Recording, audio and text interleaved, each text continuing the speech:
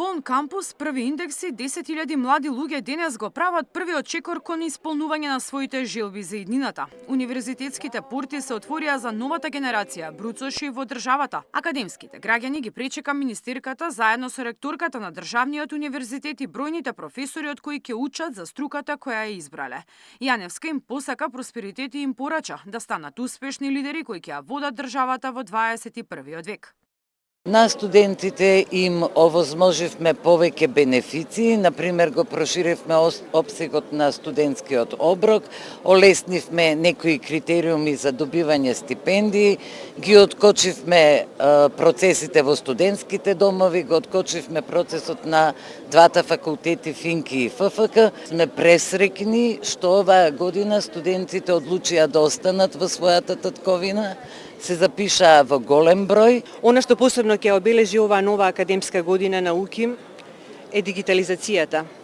Новата генерација, која денес се почнува со студиите, ќе биде целосно дигитализирана. Сите студентски сервиси, кои што се предвидени за студентите, се комплетно дигитализирани и јас оваа генерација слободно можем да ја наречам електронски индекс генерација. Топло добре дојде им посака и лидерот на Универзитетското студентско собрание кој ги охрабри новите колеги активно да учествуваат во студентските тела кои креираат подобри услови за студентите. Точно е дека системот не е совршен. Мојот совет до вас е да пробате фрустрацијата која секој пат ќе ви се создава од оваа бирократија при соочувањето со несовршеностите на системот, да ја насочите кон креирање на иницијативи за решавање на истите. Наоѓајте идеи што може да го променат светот. Бидете љубопитни, истражувајте, ризикувајте и не се плашете да паднете. Затоа што секој пад е доказ дека сте се обиделе. Полни со амбиции, очекувања и малку трема, студентите велат имаат големи очекувања. Најатрактивни за нив се факултетите ФИНКИ и економскиот, но има и такви кои се определиле да стекнат високо образование во поспецифични насоки. Доволно сме информирани во областа на културното наследство.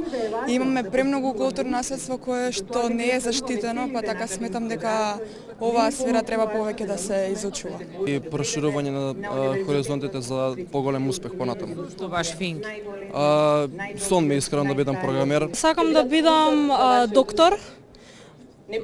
Било што помага на луѓето и што ќе ја напредне науката. На економскиот факултет на сметководство и ревизија. Првиот академски час свечено беше одбележан и на Американскиот универзитет на Европа ФОН. Поврзување на теоријата и практика. Нашата соработка со бизнес заедницата и институциите е клучна. Студентите имаат можност уште за време на студиите да се вклучат во компаниите и институциите, да работат на реални проекти, па дури да заработат од својот ангажман. Тоа не е потреба, тоа е наша обврска како универзитет, која доследно е исполнувана.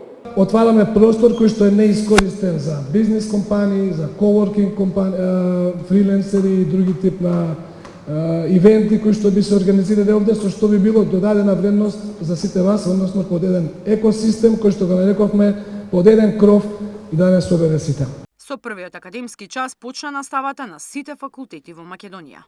Мирјана Давидовска, Сител телевизија.